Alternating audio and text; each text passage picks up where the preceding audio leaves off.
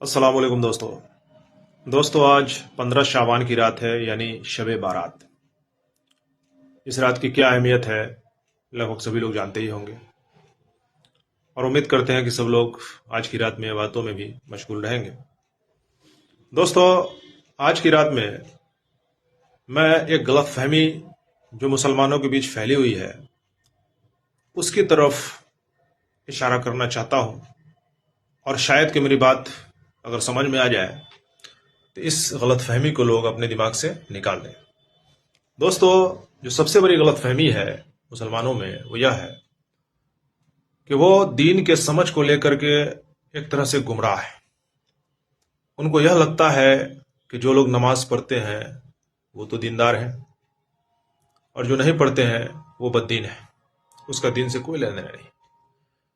लेकिन क्या है कि आपको यहीं पर थोड़ा सा समझने की जरूरत है कि दीन हमारा 4 सतूनों पर खड़ा हुआ है। जैसा कि उलेमा से मैंने सुना, किताबों में पढ़ा कि दीन वो 4 सतूनों पे है, जिसमें मामलात है, माशरात है, अखलाकियात है और इबादत है। दोस्तों, ये चारों चीजें मिल करके मुकम्मल दीन बनाती है, और जो लोग इन चारों चीजों की समझ रखते हैं और इसके हिसाब से जिंदगी गुजारते हैं तो उनको कह सकते हैं कि वो बहुत हद तक दीन को मुकम्मल तौर पर फॉलो कर रहे हैं। लेकिन ताज्जुब की बात यह होती है कि हर गांव में ऐसे लोग कुछ मिल जाएंगे कि जो पक्के नमाजी होते हैं, तो लोग उन्हीं को मान बैठते हैं कि ये मुकम्मल दीनदार है। और ताज्जुब की बात यह भी होती है कि जो लोग पक्के नमाजी होते हैं वह भी अपने आप को समझ लेते हैं कि बस हम तो मुकम्मल दीनदार हैं। लेकिन दोस्तों, ऐसा नहीं है। कई बार ऐसा देखा गया है कि कम इल्मी की वजह से या ला इल्मी की वजह से बहुत सारे नमाजी, जिसको देख करके ऐसा लगता है कि ये पक्के नमाजी हैं, वो भी जो है गुमराही के रास्ते पे चल पड़ते हैं। उनको यह पता नहीं है कि दीन के जो 4 शोबे हैं, मामलात, माशरात, अखलाकियात, इबादत, तो इबादत में से एक इबादत नमाज है। यह अलग बात है कि नमाज अहम तरीन इबादत है, लेकिन यह मुकम्मल दीन नहीं है। तो ऐसे में जो लोग यह गलत फहमी पाले बैठे हैं कि सिर्फ नमाज पढ़ लेने से हम मुकम्मल दीनदार हो गए, उनको यही कहना है कि यह गलत फहमी दिमाग से निकाल दीजिए।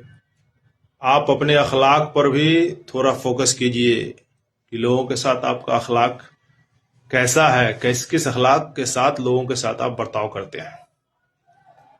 क्या हमारे नबी सल्लल्लाहु अलैहि वसल्लम, जिनको अखलाक की तकमील के लिए दुनिया में भेजा गया था, उनके बताए हुए तौर तरीके के हिसाब से आपने अखलाक इख्तियार किया है या नहीं, यह भी देखना होगा।